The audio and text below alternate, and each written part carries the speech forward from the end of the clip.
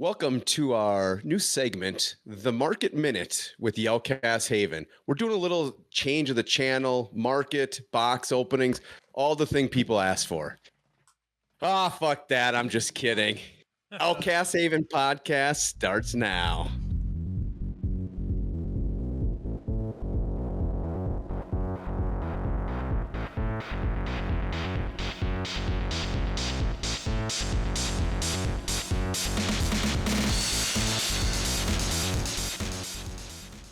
I had to poke fun of myself for I'll say this.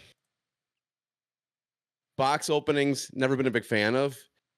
It was fun doing a box opening with 40 other people, reading comments as I'm opening them, doing it live. That was actually kind of cool. I thought that was kind of fun. So live box opening was a lot of fun. Screaming at you right now, like, well, probably not because they don't actually listen to us because we've deterred them at this point, but they'd be screaming at you like, that's why we do it. It was fun though. So that was fun. Today though, tonight, if you're listening to this on Friday, release day, it is release day when this comes out. This is release day for Tales of Aria. Tonight, join us on our Discord for whatever you want to do. We're just going to crack packs with whoever wants to jump on the Discord, throw a webcam up on it. We'll open packs, do some sealed, have some fun. I just think it's a cool experience. You can sit in your own home and still crack packs with a bunch of other people. I think it was fun today. I think a lot of other people enjoyed it. So we're going to do that. So I'm just going to start with the podcast with that. Join us tonight for our, what did you call it? What'd you name it? You have some fancy name for it. Release party. Release party. Yeah, I did. I threw an maybe extra A in there. No, I threw an extra A in there and I said partay. Okay, that's it. I knew there was something fancy about it. Okay, you were on it. So a lot of interesting stuff has happened in the past week. And they even did some just like some tournament policy updates today that just came out that we'll talk about as well. But I mean, we didn't jump on the bandwagon and get the video out right away on the big announcement. So we'll just start with that. Let's talk a little chain and how we think that is going to shape things and opinions, comments, concerns on just banning two cards. One that hasn't even been released technically yet. And the other one was something happened to chain. Something happened to chain? What? I don't know. Nobody on Facebook said anything. I didn't see a video about it either. Not one. I mean, legitimately, the card was named as good as you. It was the seeds of everybody's agony. That card was. It was appropriately titled. Be miserable. I will say this is my only point that I will have on these. No, I'll have lots of points, but before I let you guys go, my biggest point, which I hope LSS and I think they will realize, is anytime you have something that is very good in this game that doesn't have an interaction from your opponent, it turns out to be bad. Drone of Brutality, nothing had to happen for that card to go on the bottom. Duskblade, you couldn't interfere that non-attack and attack from happening to get the counter. Didn't have to hit. Seeds, they banish and just, I mean, they're so broken. They do everything. So I think we learned from that. Yeah. That was a card that I think it was pretty telling about what ended up happening with that card, that the community saw it and said, this card is going to be a problem. Like, everybody knew it was going to be a problem. And it didn't even take like extensive testing, which definitely is that like part of you that goes, that's concerning. That like it got through like the testing. Then they admitted that they didn't test it thoroughly or really test it at all.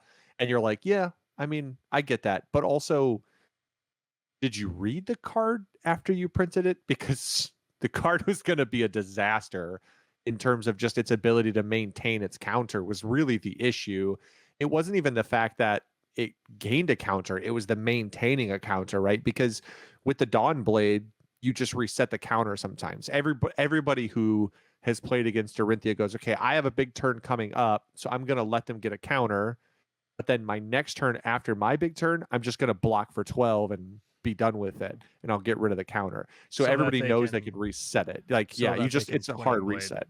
Yeah, for sure. I mean, they have to if they have go again inherently. Yeah. You know, if you do that, you deserve to die. If you just 12 block, if they go Spoils of War into Dawnblade and you're like full block, you deserve to die. So I'm just gonna say it. I don't think that's a hot take at all. I think every player who's ever been Twinning Blade goes, no. No.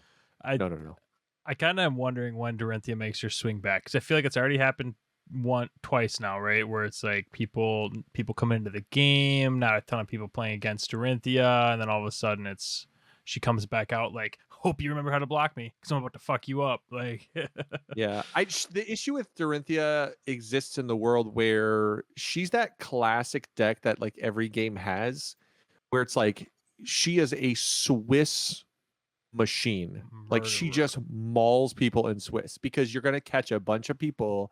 You might go 4-0 before you run into somebody who knows how to properly block it. But then if somebody knows how to block it, like you can just get fucked. Like I played a guy in Swiss. I'm not bleeping anymore too. That's for fine, the record. yeah. Like just everyone listening, be warned. No more bleeps.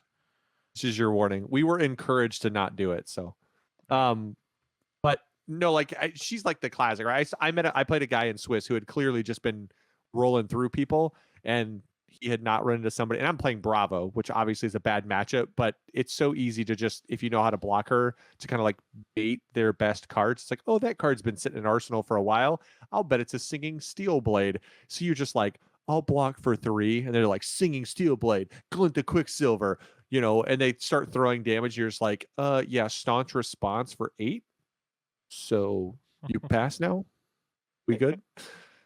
I mean, that's what happens. So I don't know. Well, it is. I mean, always true. really good in Swiss, but I mean, you can bait out those good cards when you have the right defense reactions in Bravo, and it happens. But like you said, it's a Swiss killer. But it didn't. When is she going to come back? She's got to come back, doesn't she? Eventually. At some point. At some point. I mean, I don't know why we're talking about Dorinthia when we're talking idea. about Chain, I just brought it up because who brought it up? I mean, it's matter. got the similar name, Dawnblade, Duskblade. Oh, we're talking Dawn about things. Resetting it, yeah. No, I think that was the real issue. Like the gaining a counter was an issue. The maintaining a counter simply by playing non-attack and then even being able to just pass after that was the bigger issue because it just never went away.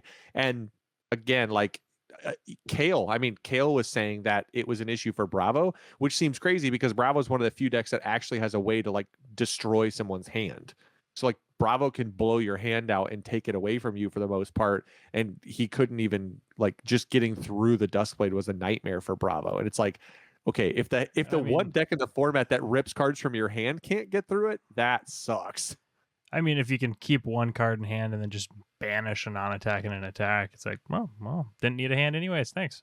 Like, yeah, it's pretty simple. I mean, and Seeds will make a difference because that was the easy Seeds bounding banish, especially late game.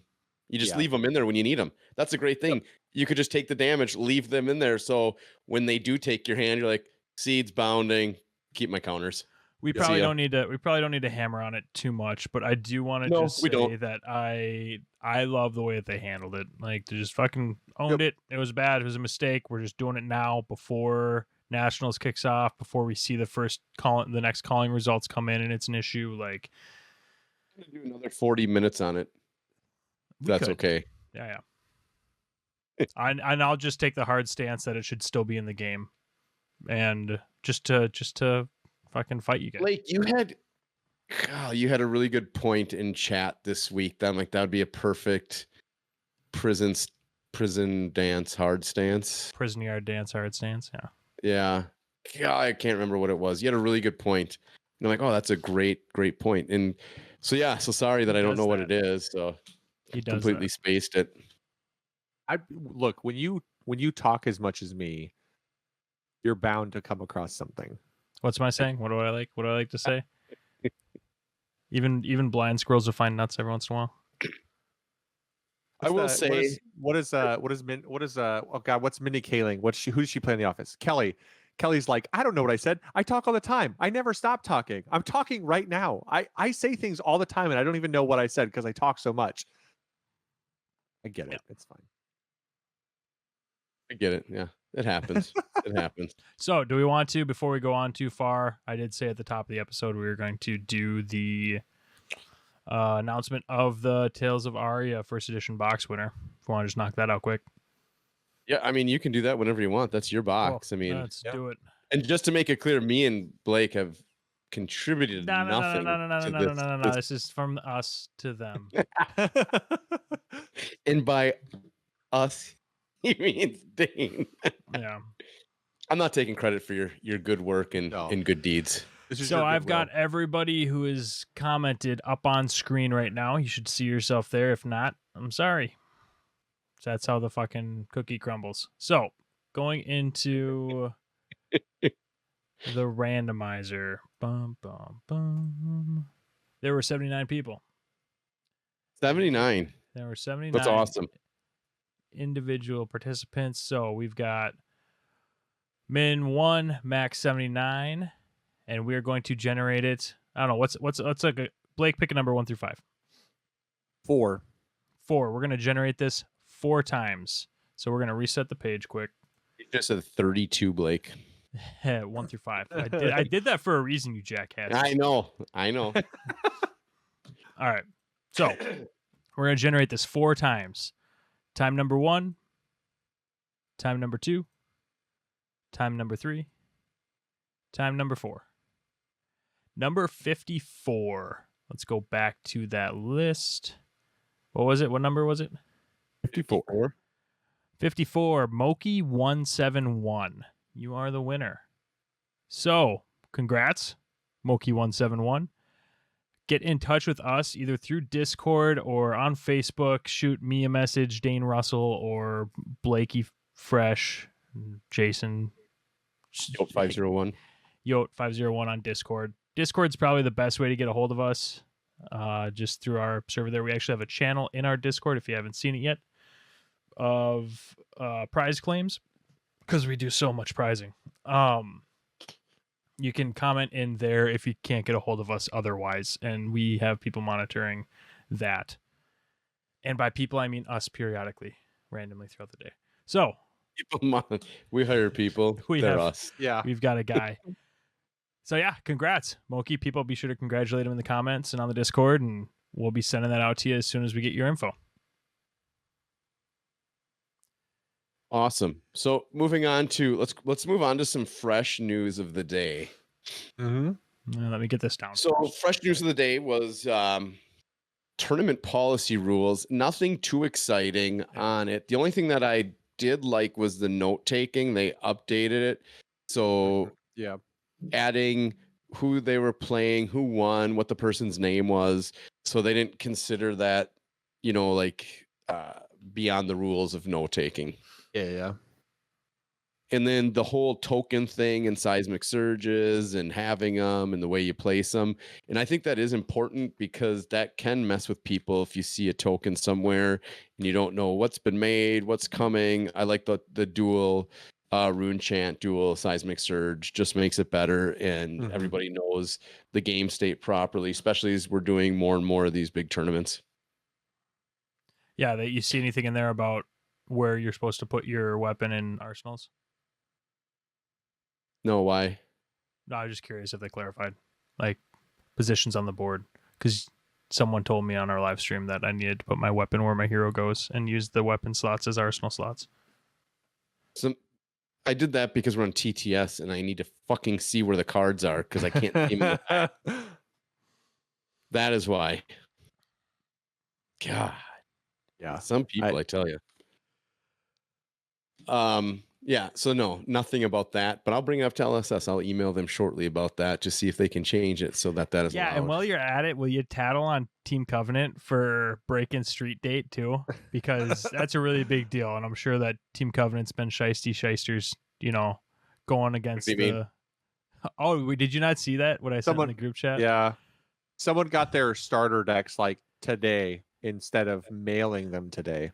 There was a certain individual that was all uppity about how like that's a serious deal. LSS like is really strict about that, and I was like, yeah, I'm very certain that Team Covenant are being shisty and breaking, you know, an apparently public contract that people know the details of, and threatening their which is funny because they business. say that they ship them so you receive them on release day. They don't want to ship them on release day so that you don't get them.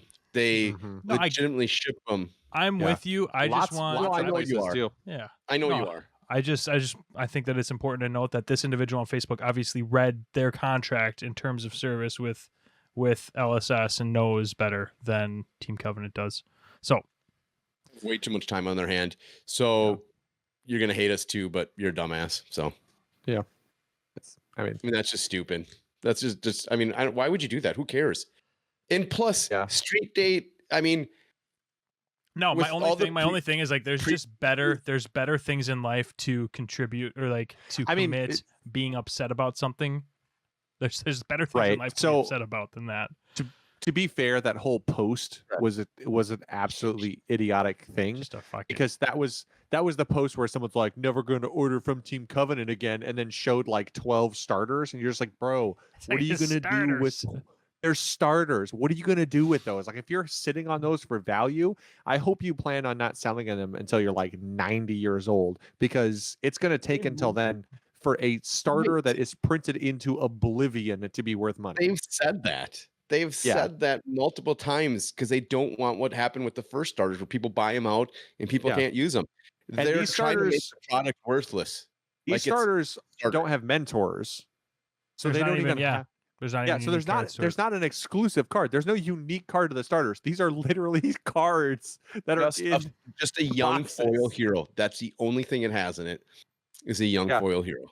That's it. Yeah, that's it. Yeah, I bought them because I like to have them, because if you ever come across somebody that wants to learn the game and you pop out 2 starters, it's them. Yep. And I actually have a great idea for a format that I brought up with one of the local shops here, because he's sitting on a lot of starters. And I said, once you get your first armory kit, let's just have people buy the starter, like throw all your starters into a bag, Tales of Aria, Monarch, and whoever plays, you just pay your $12 and you draw a starter deck, and that's what you're playing for the tournament, is with that starter deck. I think that'd be a fun thing to do. I think it'd be a blast, actually. Yeah. Because even Lavia was good with the starter deck. Even her starter deck was good. It also is like it's kind of like what they theoretically want to do with Blitz, where they try to like pull back the barrier of entry for like new players. Right. So it would allow for a new player to show up and know that their deck power is the same as everyone else's. They're not going to play into a deck that has full place, their play sets of CNCs and E-strikes and the full equipment loadout. It's like, no. We all of our equipment loadout sucks. It's like sealed, levels. It brings the playing, but it's even more even than sealed, because now you don't have one person getting lucky and pulling something crazy they can use. It's just literally everyone has the same deck. It's about as even playing field as you can start, I think. Because I don't think any of them are horrible, and as we've learned to play them, they're all pretty decent. And I think it would be just something fun to do, because when you do, I mean, even this set, I think this set does a lot better job of, if somebody gets a broken card, they just don't auto win because they pulled a legendary or 2 majestics. Because a lot of the common cards in this set are actually absolutely amazing and sealed. So I'm really glad they did that, because it does even bad pulls. I will say that that's something that I've always made the point to people, and why I think the sealed experience in Flesh and Blood is probably the best sealed experience I've ever had with any game. Is if you look at the way that the cards function in a deck, cards function at their best when in a deck constructed correctly, where you can sequence turns properly and extend your game plan to where that fits in your game plan. And there's not a lot of cards that just you open and sealed and you feel like they win. And that's super relevant in a sealed format because a lot of games have bombs that if you open like this card and you just can play it and it sticks on the board, whether it's a battle card or a creature or whatever, it's like most people don't have ways to deal with certain cards. And the nature of this game too, right? That you don't play things to the board that exist forever and everybody's basically playing with the same level of powered weapons and equipment is pretty huge too. But like your bomb cards are oftentimes hard to get off or you have to kind of luck into them. Even Glacial Footsteps, as good as it is, you can build Oldhim with Glacial Footsteps and it's like this insane 8, 9, or 10 power dominate card, but it's expensive and hard to play because it costs 6 to play and you have to have an ice card to reveal to get dominate. So it basically costs you your whole hand if you don't have it arsenaled, which in sealed is not the easiest thing to do. And it can take you a couple turns to find your ice card or your blues or whatever to pull it off. So it's like, it's a really good card. It's really common, but it's still not a guarantee that every time you see it, you get to play it. Right. And that's huge for the sealed experience, which is why, Flesh and Blood has such a good sealed experience. And someone like me who notoriously hates sealed in games loves sealed in this game. And if you're like me and looking at actually getting into like the more competitive side of sealed, definitely check out my primer video that I put out on the channel this morning. Actually, this went live technically yesterday if you're watching this on Friday. But yeah, check that out and leave your advice and inputs that you've got from your sealed as well. We're going to continue down the sealed road. So something cool that a lot of stores are getting that's coming up before Nationals in Orlando is the golden ticket. And you can win golden tickets and get free entries, and it's into the Florida Calling, I believe. Is that correct? Yeah, I think it's a free, isn't it a free Fabled pass or something like that?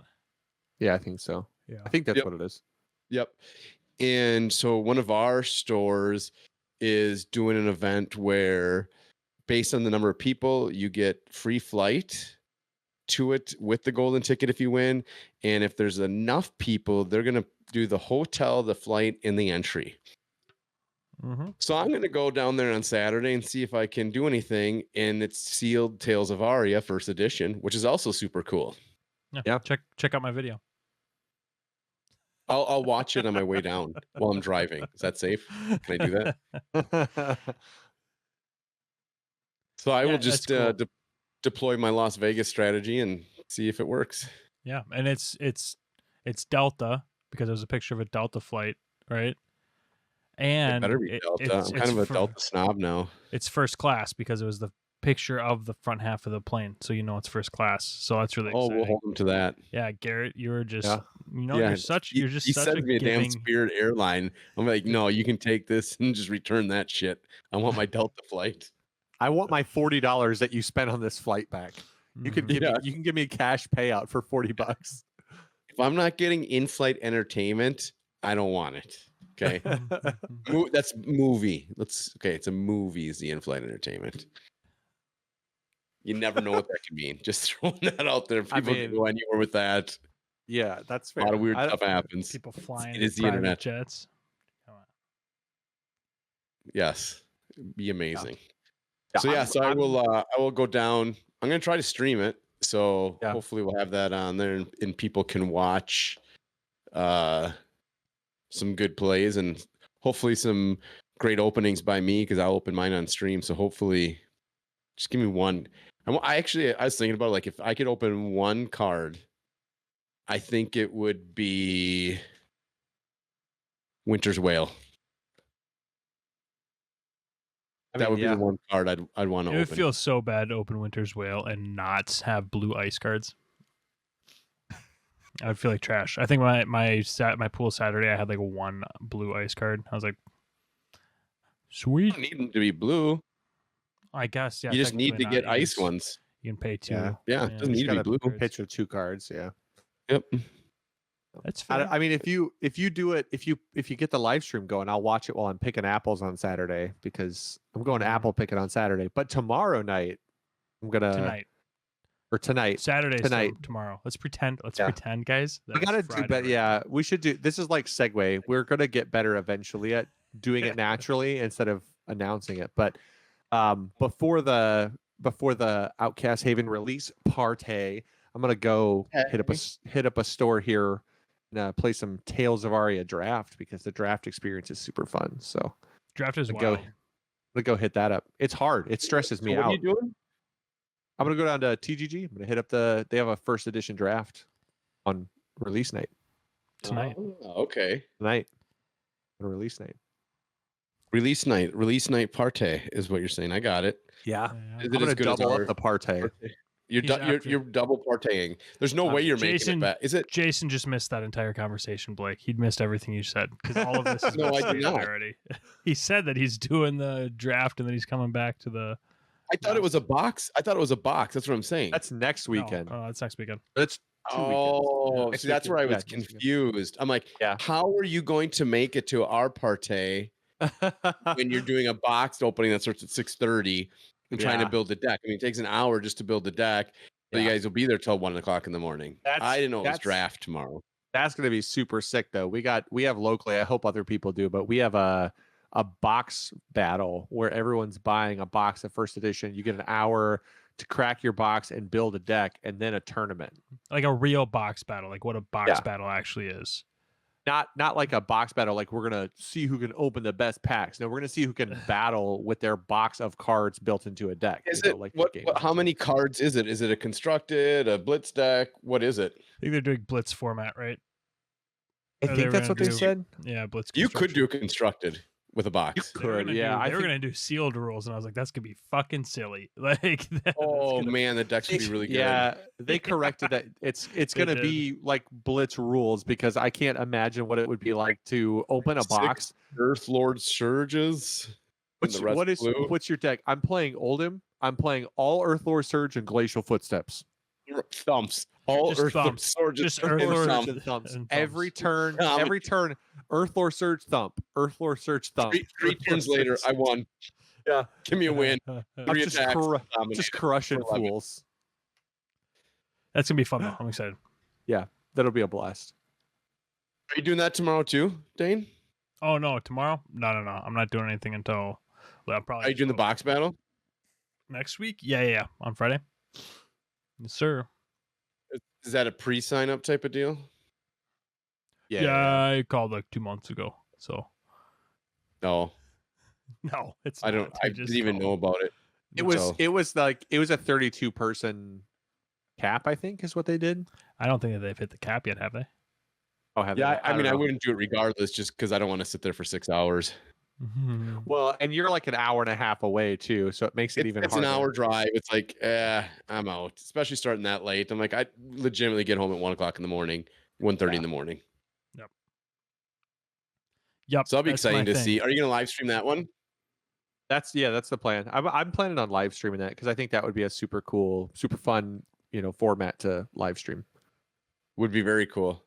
Just because it's something that we don't see very often, and it's cool that they're doing that. And I mean, to stores out there, if you want to get rid of some product, do some unlimited box battles, and you give a good prize for it. Yeah, people. There's some fun stuff you can do there. Yep. Especially first edition. Obviously, everybody's going to do it just because it's first edition. But with now map pricing really low on WTR and Arcane, it'd be fun to do one with one of those for $65-$70 because you don't need to charge $90 for them anymore or whatever it was. So that'd be fun. I think that's another cool format that you could do with a lot of different sets. Yep. Anytime you extend your card pool, it makes it a lot better. So interesting thing, while we've been talking, I've been scrolling through, and this is just the nature of the podcast, right? Kind of little jumping around. So segueing to the back, we're making a callback. Doing so good. We're doing so good. We're so good at this. We should have like a late night show. Segue. So I think the most interesting adjustment to the tournament policy or the penalty guidelines is something we actually talked about.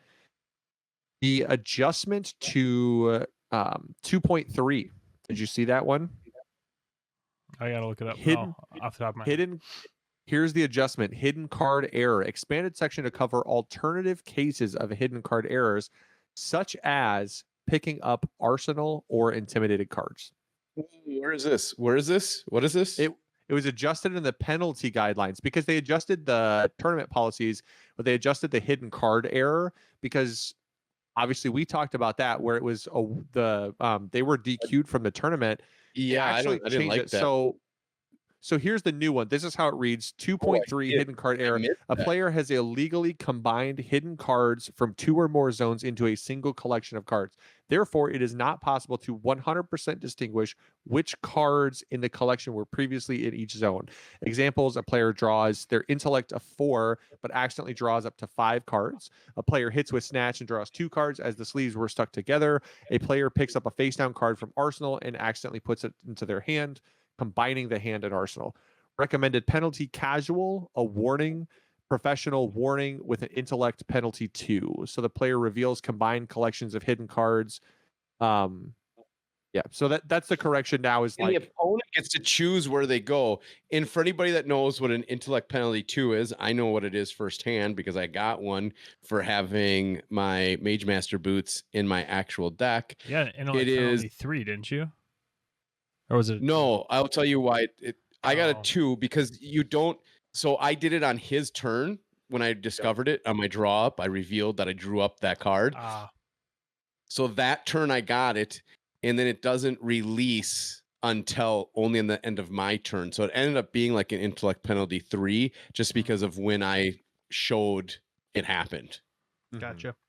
But that means for 2 turns, you only can draw 3 cards. So you lose 1 card for 2 turns. That's an intellect penalty 2. And it is devastating. It really, really is devastating. It's interesting too, because they also changed the way that they intellect penalty functions and gave like an example, which actually makes a lot of sense. That basically says like you pretend, or theoretically you can envision in like a not in the game state area, but next to the game state area, there is like a token that says intellect penalty starts with X turn counters on it. And then every time you would draw cards, you turn that counter down 1 and draw to your intellect penalty number. So, or you draw to 3. That makes sense. So basically, if you would draw cards up, you turn it down, which I think actually changes Jason's situation because he would have gained the intellect penalty, and when he would draw cards, it would then turn down even on his opponent's turn, unless I'm reading it correctly. It's just when you draw cards. Anytime you would draw cards. That would have been the same. Oh my god, that would have been. I honestly, I'd probably win the game if that happened. No, I want to change the situation because he would have still, at the end of his turn, gone to your turn. I was drawing cards at that moment, so it would have ticked down right there. Yeah. That would have been my first one.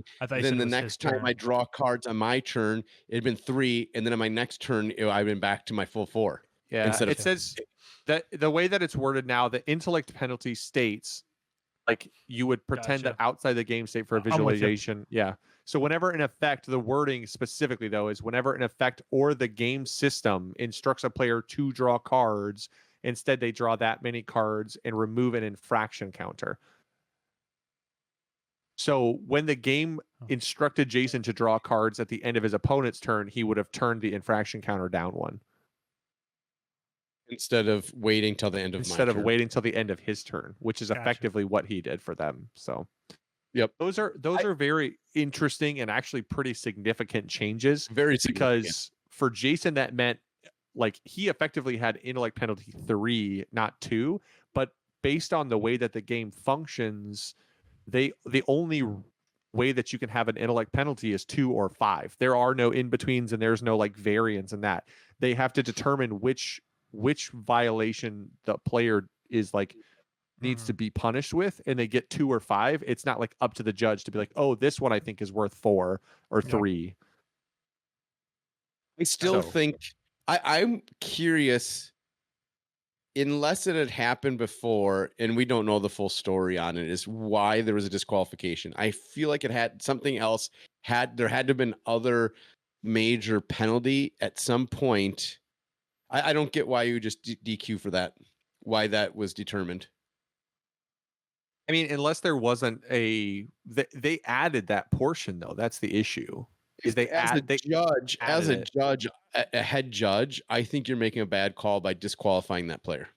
I mean, I agree with that, but I also think that some judges always rule on the side of too harsh versus too easy. The worst way to rule. Yeah. Yeah. You have to until a player has a reputation as being a cheater. That's the thing. Is like how many can't warnings? Yeah, you have to give warnings. Yes, I agree. But I don't know. Yeah. So I missed all of that. Was there a DQ? Was there disqualification at the Calling Vegas? Yeah, 7-0 was DQ'd. He was the one who accidentally picked up his arsenal into his hand. Oh, okay, gotcha. I'm connecting two different dots now. You're 7-0 and get DQ'd. Yep. Yeah, I'm connecting two dots. Which I played him, and he was a super cool guy in tight game, close game. No infractions like that where you're picking up the arsenal and stuff like that. But so I don't know. It just seems like an accident. You're playing a tons of games and shit happens.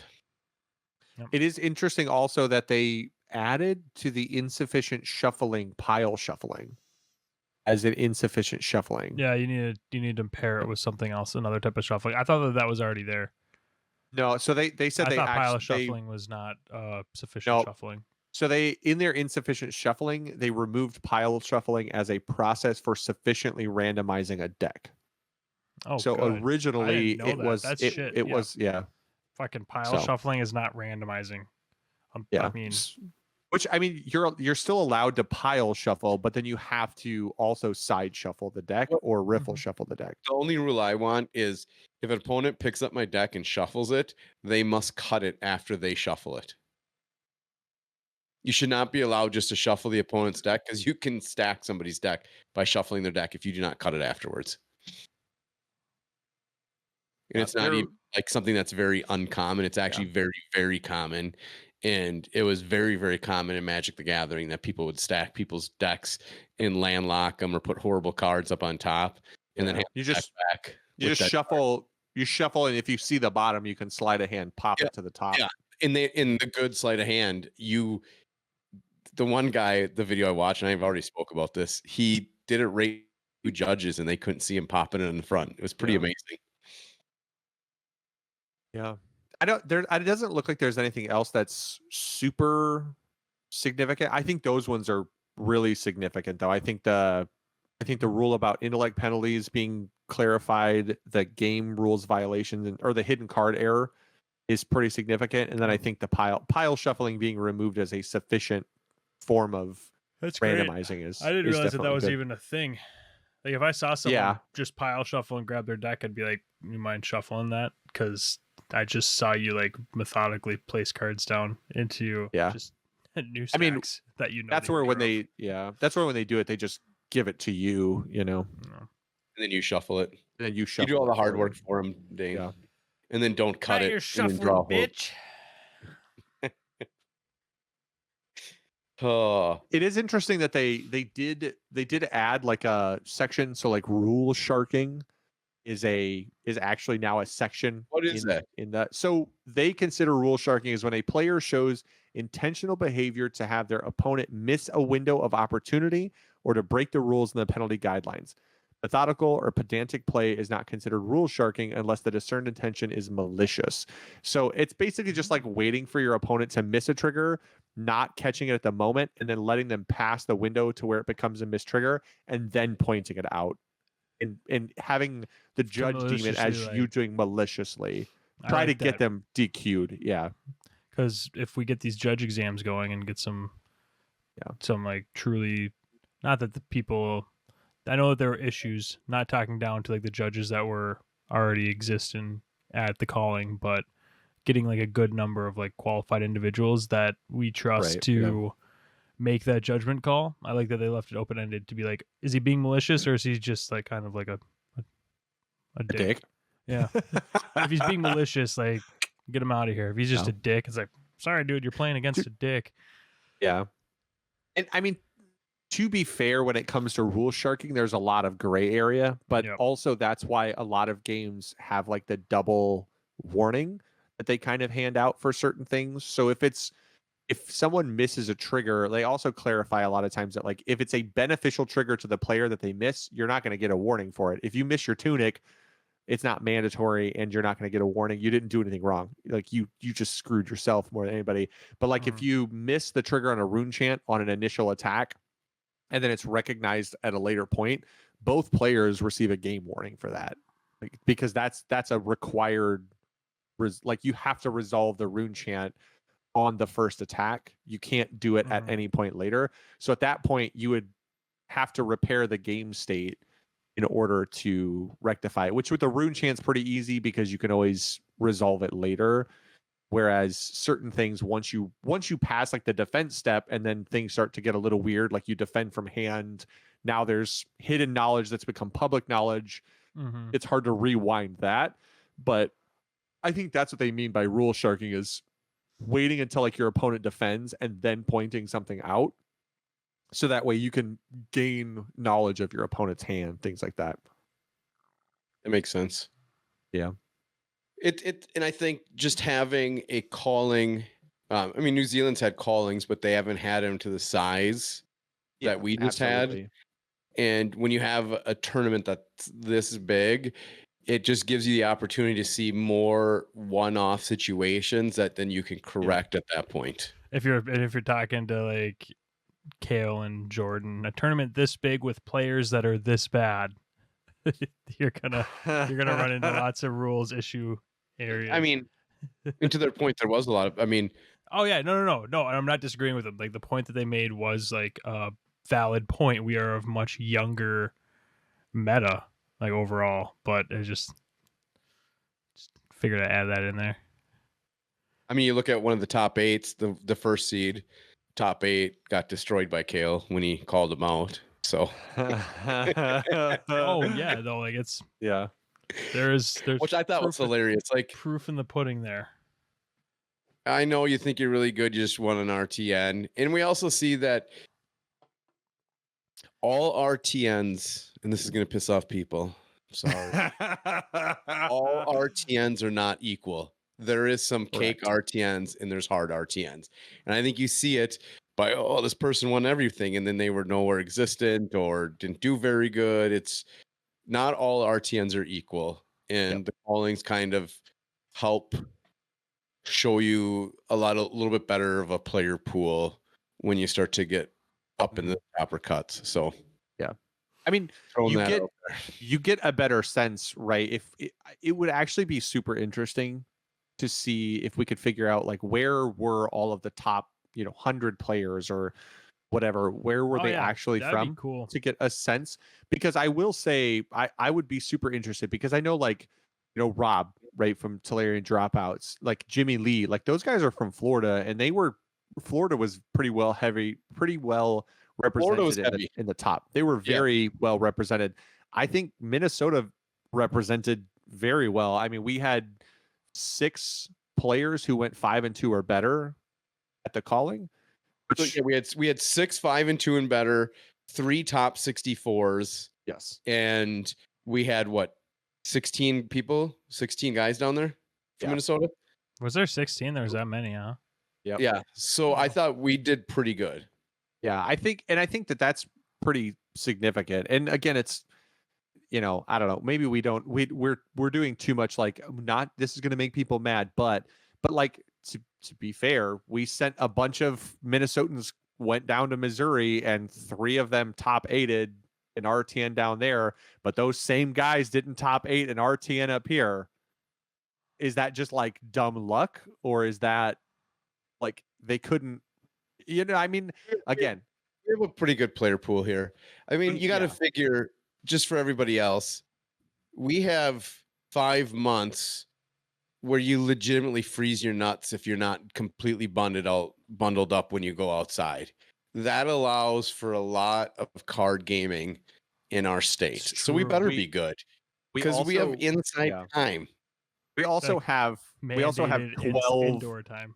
Yeah, we also have 12 locals happening every week right now.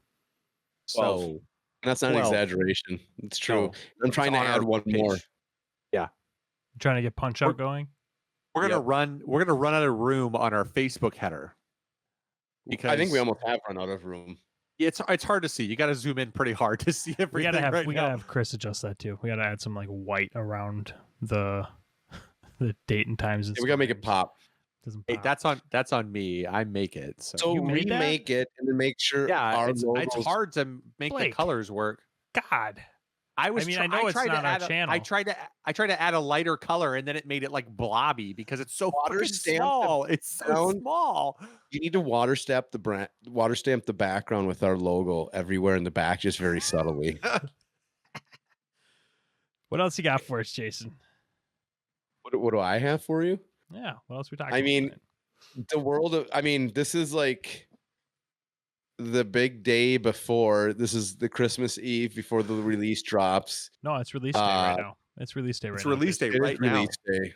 But while we're recording this, it is Christmas Eve, and it felt good today. Like I took Fab, took a little time away from Fab. The only Fab I played was our live streams on Tuesday nights. And I think I did 2 games since the calling, just because I was chain fatigued and just kind of fatigued in general. I just need a little time away, played some board games, had some fun there. And I was rejuvenated today on the live stream, or yesterday. You just make shit up so fucking much. I love it. I like to add extra letters into words. I know it's rejuvenated. I'm looking at invigorate and rejuvenate the card right here. So I put them together and I'm reinvigorated. Yeah, invigorated. All right. I make words all the time, and this is not a surprise to anybody. No. But just going through the cards, cracking packs, felt fun. I'm excited to do sealed tomorrow for the golden ticket. I don't know. It's a good time to see what this new meta is going to be like. I mean, we have 0 data, so this is like that down period. We just had the huge high of the calling. We have the release, which is exciting, but we've had so much pre-release and pre-release in Vegas that we know the card pools. Now it's just what is going to come out in Armory. So hopefully people are posting results in Armories to like websites, like get results out. Let's just start seeing what the new meta is going to be. Are we going to see Prism rise to dominance? Is Bravo just going to be just wrecking people? Or are we going to see one of these new decks? Is somebody going to figure out one of these new decks rather quickly? And we're going to see one of them come out. So this is the fun time now. These next couple weeks before, and the callings aren't going to tell us anything except for the Pro Quest. So the calling won't tell us anything because it's sealed when Dallas comes around here in a couple weeks. But the Pro Quest will be very, very interesting because I assume it's like if the calling is sealed, then your Pro Quest is going to be constructed and vice versa. So it's going to be cool to see what comes out of the Pro Quest. I'm really curious because you have a lot of good players that don't make the top 64. You just do. And it's going to happen. And so you're going to have a lot of good players in the Pro Quest with new decks to see what happens. Is Chain still going to be dominant? He still is going to be good. I don't think he's dead. So what are people going to do to adjust him? Yeah, it'll be super interesting that we're going to see not just a new meta, like the timing of bans in most games and limits or whatever people use, erratas, it always happens with new set release. And I think that as a result of that happening, you always see like this huge meta shift because you do have some people who just naturally kind of jump off of a deck because they assume it's dead. There's going to be a lot of people who stop playing Chain because they don't put in the time to figure out another way to play him in order to play him well, because what he does is still inherently broken in the game in the sense that he gets an extra hand. Yep. But now he's going to have to adjust his cost curve. It's a lot more skill intensive because before I'm sorry, I'm sorry, not sorry, but it doesn't take a lot of skill and it's Soul not this Shackle, grand ability. Yeah, like seed, Soul Shackle, Riftbind. Okay, you take 8, Riftbind, Snapdragons, Riftbind, Monkey Go Burr, like monkey eat, monkey play seeds, monkey play Riftbind. Like that's not complicated to do. There's a reason tons of people played it. That's just the way it is. The fact that Seeds is gone now makes the deck a lot more skill intensive because every turn isn't mapped out for you. It's not just given to you on a silver platter. So you can't just play to a big Seeds turn into Riftbind anymore because now you're playing Howl and things that don't come from your blood debt. Now it changed to a 9 Unhallowed, 9 Howl from Beyonds, I think is the new. If I was a chain player, that's the first thing I would test. Right, but if people do that, they're going to run a lot more blues of everything else because you got to pay for that. Like if you banish 3 Howl from Beyonds, that's a 6 resource investment. It's scary what happens at the end of it, but like now just you got to go back to not playing Husk and playing Iron Weave. There's just a lot more interactions that I think. You get to block now. Yeah, if you don't have a Husk, that makes a significant difference when it comes to like the Bravo matchup, the Oldhim matchup, the Bolton matchup. All of those matchups become pretty painful. Like Lexi now can just go super wide and just punish you with all those extra damage hit effects. If you're playing Lightning Lexi and every time something hits, it does an extra damage or 3 damage, all of a sudden Chain's like, well, I'm not going to block this turn. I'll have a big turn next turn. That's a pretty big risk if the hit does the 5 plus 3 from an Electrify and it's a Buzz Bolt, so it does an additional 1 if it hits you. It's like all of a sudden you're staring down the barrel of like a 9. Don't forget the electric ball that I opened the turn with. So every instance of damage increases by 1. It's like, God damn, it can get really silly. All of a sudden you start to take, 15, 16 damage in one turn. And it's like, man, I only have 2 Soul Shackles. It's like when Aggro Katsu would just get on, would step on Chain's throat turn 2. And Chain's like, I have 2 shackles and I'm at 18 life. That's a pretty scary spot to be because if you hit your shackles, you have to give up your hand to just not die. That's danger zone. Like you get in that real scary spot. So it's like, I don't know. Like Chain is going to be something to figure out, but I don't mind playing Chain if it's skill intensive. I just didn't like playing Chain when it was like the 8 the monkey deck. I hated playing against people who I'm like, this makes me sound elitist and I don't like it. You're better than them, and it's like losing. I know I'm a better player than you, and I hate that you're happy right now for beating me. Like it's like I'd say we both know what happened those last 2 turns. Like look me in the eyes and say that you think that you beat me, you fucker. Yeah, I don't mind losing to players. I hate losing to decks. Yeah, that's a good way. Yeah, to that's say a difference. That's a good way to say it. So let's. I got a fun thing to end on. Okay. And we'll see how many I can hit off the top of my head as we go through them. I'm just gonna say a hero, and just give me a better post Tales, same or worse. Okay. So I'm gonna try to go through them WTR and through. Are we talking about? Are we going off of what we think their potential is, or are we going off of base like their like representation? Like if you say Katsu, am I saying potential? Okay. Potential. Okay. I'm not even going to try to guess representation now. That's just fucking ridiculous. So we'll just go off their potential. So I'm going to start. We'll just start with Bravo. Same, better, less. I'm just going to say better.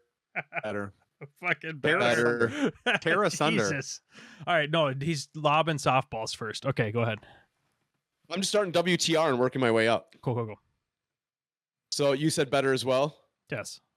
God, yes. Dory. Worse. I think she's about the same. I'm going to say same. I bet she's harder to do what she wants to do. Okay. Katsu? Same. I think his deck changes. I wanted to say worse, but he's probably, I would say his deck has seen the most variance of how it's played. So I think that Katsu players will adjust better to changing their deck than other. You both say same. I'm going to go with worse. Katsu's flexible. That's why I say same. I'll say worse. There's been a variance of how Katsu's built. So like needing to change the deck is nothing new to a Katsu player. I'll be honest. The reason I'm saying worse is because me and Dylan had this, and I said he's going to be trash, and Dylan was getting all upset. So, we have to put our token Dylan conversation in. So I'm just saying it's going to be worse, Dylan. Yeah, so if go Dylan fuck yourself, thought it was going to be better, then fuck that. He's going to suck. Reiner. How about a Reiner Niner? I think Reiner's going to go up. Better. I don't know why. I just think he's going to be better. He goes up as Chain goes down. Yeah, I agree. What do you think, Dane? I'm trying not to have I'll be honest, I'm trying not to have Frost influence it too much. I think Reinhardt's, I think he probably will go up. Yeah, I think he'll probably get better. So then we'll go on. How about Kano? I think Kano goes down. Kano's a god. I think it's CC. Yeah, Kano goes much more difficult to play. How about you, Blake? What'd you say? Kano's fearless. Kano's a god. Fearless. Mortals don't deserve to. He's going up. Fight Kano. Yeah. Dash. How about Dash? Dash, I got down. The Bravo effect. Based solely on the fact that she probably gets beat up by that shield, I want to say she goes down. I think she has a fine matchup to Oldhim. I don't think the shield helps Oldhim. I think the shield helps Bravo, and Bravo was her felt good match. Getting paired with Bravo felt good for Dash. Now it does not feel good anymore. I'm trying to think of that Oldhim matchup. You don't think Oldhim does well into Dash with his? I think he does okay. Defense reaction, making her. I think it's okay. He's not as scared. He doesn't counter punch like Bravo. No, but I think Oldhim. I think the difference between Oldhim and Bravo is that Oldhim can just fucking stay, dude. He is. But he is the Santa. You don't fatigue Dash. You can't fatigue Dash and win because just pitch a couple blues, pistol, and that deck just keeps going. Yeah, you got to kill Dash, and Bravo kills Dash. Fair enough. Azalea, I think has to go up. You can't go down getting more cards. She's not getting worse. You can't get worse. Right? You can't get worse, so she's got to go up. I mean, it's not going to be equal. She's got to go up. Yeah. And who am I forgetting with Arcane? Who's my last Arcane hero? Viserai, dude.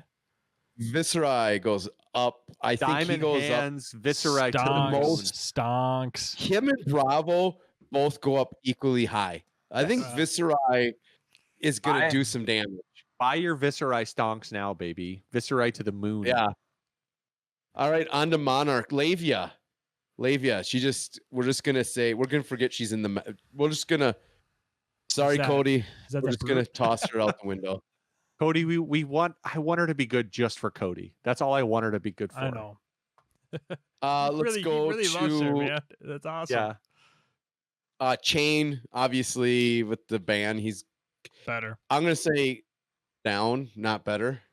I think Chain will go way down and then come back. I like that take. What did you say, Dane? Did you say anything on that better. one? I think Chain gets better. Yep. Okay, I disagree with that, but maybe you're right, and you can hold me to it in a future podcast. I'm pulling a Blade. Bolton. This one I'm really confused on. I don't have a take on Bolton yet. I haven't played him into these new. Yeah, I think Bolton's going to stumble around a little bit. I think he'll find his footing. I don't think he's. I think the danger is going to be. It's hard to believe that Bolton's Raiden build is going to work as well. Dude, Ice just crushes Bolton's soul. So the issue is you have to run now, instead of 4 blues, you better be running 15 blues, which kind of hurts Bolton. That's a significant difference. Yeah. Yeah, but you're going to have to do that. Maybe some energy pots.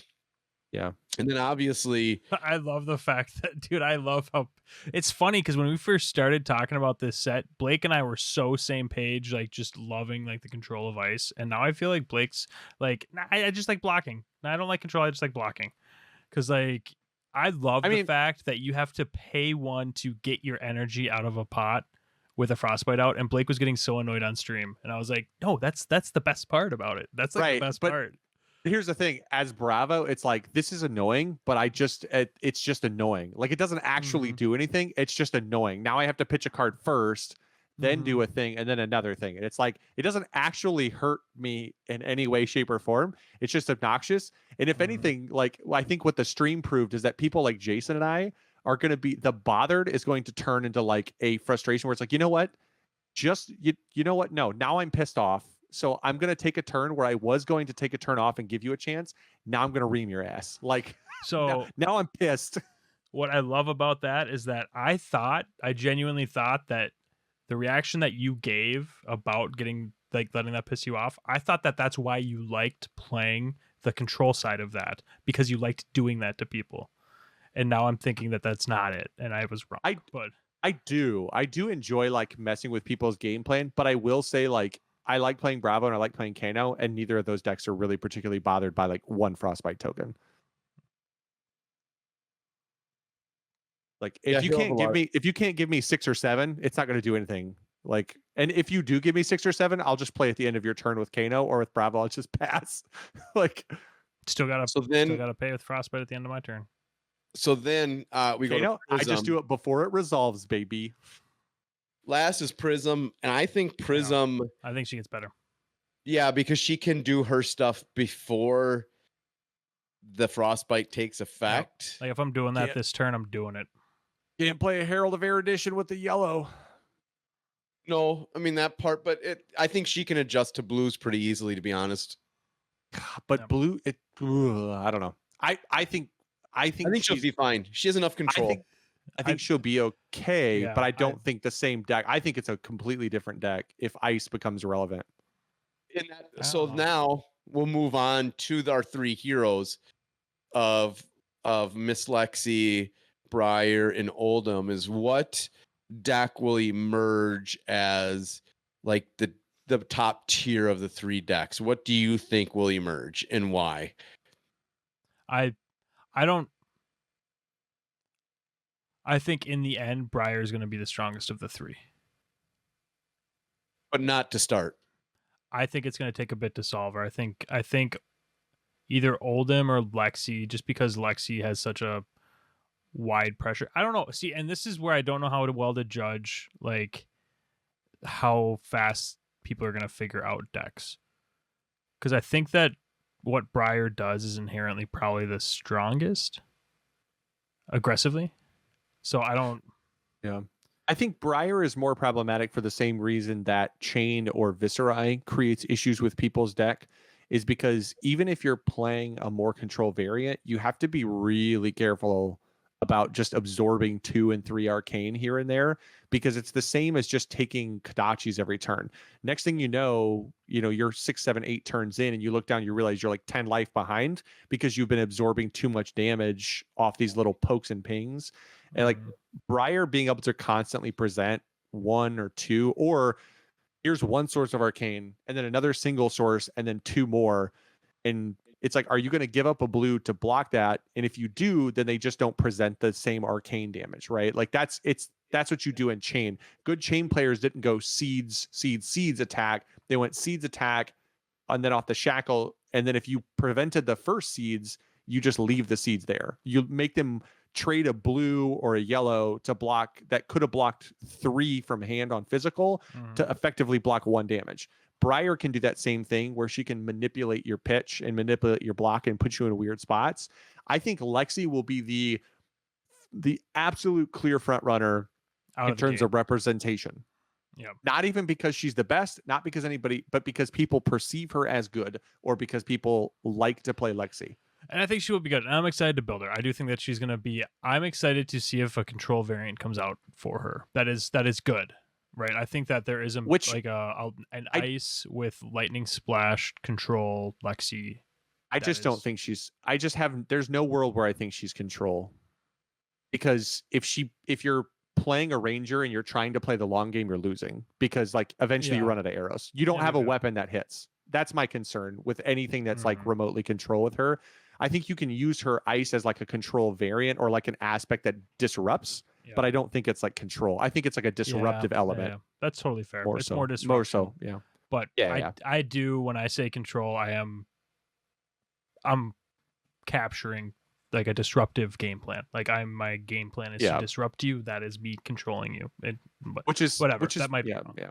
Might be wrong. That's what I consider it. But I think that Briar just does. She's going to do so much. Like so much of like her Earth core, like refills her deck. Like, so she's able to play long game. Like she just does a lot. And I don't know why I thought about this. Did you guys dads ever do like that thing where they're like, look at this, and then they like smack you? They like take you when you're looking at the hand. That's what Viscerai does with his arcane. He's like, all right, don't think about this. 12 arcane damage. Whereas like Briar is more of like the slipping M&Ms in your pocket when you're not looking, like constantly throughout the day, and then at the end of the school day, you've got like a bunch of melted chocolate in your pocket. Like I think that she's constantly going to be like a really weird analogy that I don't know. I don't know why I thought of that. I'll be honest. I don't know. Like, did you guys have? Either. I just that sticks out to me. What happened? M&Ms don't. M&Ms don't melt in your pocket, right? No. It was they only Jerry. melt in your mouth. They got a thin candy shell. They got a thin candy. Thin candy shell. Your it won't melt brain's in your got pocket. brain's got a thick candy shell. Shut up, Richard. No, Shut up. it was chocolates or something. I just remember Jerry Pittman did that to me in junior high, and I'll never forgive him. Weird. All right, good job, Jerry. Fucking scarred him for life. For life. Over some chocolate. And I'm just gonna go with Oldhim, because you gotta know when to Oldhim and know when to end the podcast. So go ahead, Dane. Thanks everybody for joining us. Really appreciate having y'all on. Hope that you enjoy the first edition box. Moki. That was Moki, right? God, I'm gonna get that wrong. Whatever it was. But yeah, no, appreciate everybody joining us. Yeah, appreciate everybody joining us. Be sure to reach out to us, by the way. If you are not aware, tonight we are doing a release party where we are going to just be in a channel in our Discord. If you haven't joined the Discord, you can find the link in the comments below. But in a channel in our Discord where we're just going to be chatting. All of us are going to be webcamming it up, opening our packs. There's going to be groups that are going to just be opening 6 packs at a time and doing some sealed. There's going to probably be some people that are just cracking a box and doing a couple box battles. Whatever it is, hop in. We're just looking to hang out, have a good time, enjoy each other's pulls. It sounds dirty. And make a night of it. So, yeah, that's really all I got. Be sure to like and subscribe if you want to get notifications when when videos like this morning came out, where, hopefully give you a little bit of insight, my personal insight into the sealed format. Check that out. But that is all that I have. Any final thoughts? All right. Perfect. I got nothing. Enjoy release weekend. Peace. Peace.